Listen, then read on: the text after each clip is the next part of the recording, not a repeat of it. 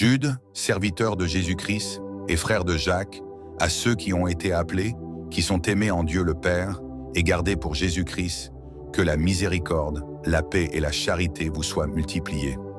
Bien-aimés, comme je désirais vivement vous écrire au sujet de notre salut commun, je me suis senti obligé de le faire afin de vous exhorter à combattre pour la foi qui a été transmise aux saints une fois pour toutes. Car il s'est glissé parmi vous certains hommes, dont la condamnation est écrite depuis longtemps, des impies qui changent la grâce de notre Dieu en dissolution et qui renient notre seul Maître et Seigneur Jésus-Christ.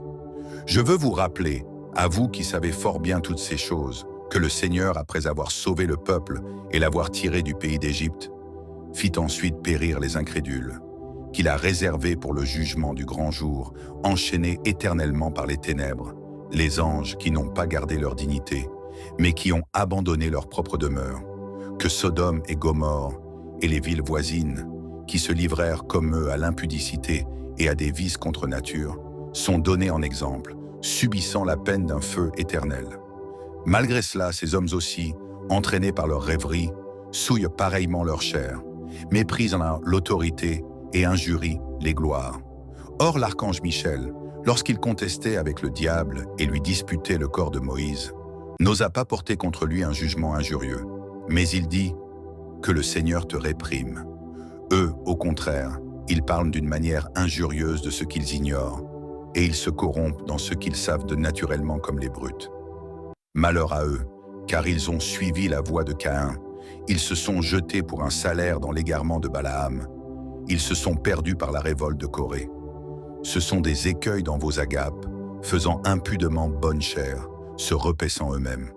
Ce sont des nuées sans eau, poussées par les vents, des arbres d'automne sans fruits, 2 fois morts, déracinés, des vagues furieuses de la mer, rejetant l'écume de leurs impuretés, des astres errants auxquels l'obscurité des ténèbres est réservée pour l'éternité. C'est aussi pour eux qu'Enoch, le 7e depuis Adam, a prophétisé en ces termes. Voici le Seigneur est venu avec ses saintes myriades pour exercer un jugement contre tous et pour faire rendre compte à tous les impies parmi eux de tous les actes d'impiété qu'ils ont commis et de toutes les paroles injurieuses qu'ont proférées contre lui des pécheurs impies. Ce sont des gens qui murmurent, qui se plaignent de leur sort, qui marchent selon leur convoitise, qui ont à la bouche des paroles hautaines, qui admirent les personnes par motif d'intérêt. Mais vous, bien-aimés, souvenez-vous des choses annoncées d'avance par les apôtres de notre Seigneur Jésus-Christ. Ils vous disaient qu'au dernier temps, il y aurait des moqueurs, marchant selon leur convoitise impie. Ce sont ceux qui provoquent des divisions, hommes sensuels, n'ayant pas l'esprit. Pour vous, bien-aimés, vous édifiant vous-même sur votre très sainte foi et priant par le Saint-Esprit, maintenez-vous dans l'amour de Dieu, en attendant la miséricorde de notre Seigneur Jésus-Christ pour la vie éternelle. Reprenez les uns, ceux qui contestent, sauvez-en d'autres en les arrachant du feu, et pour d'autres encore, ayez une pitié mêlée de crainte, haïssant jusqu'à la tunique souillée par la chair. Or à celui qui peut vous préserver de toute chute et vous faire paraître devant sa gloire, irrépréhensible et dans l'allégresse, à Dieu seul, notre Sauveur, par Jésus-Christ notre Seigneur, soit ma gloire, majesté, force et puissance, dès avant tous les temps, et maintenant, et dans tous les siècles. Amen.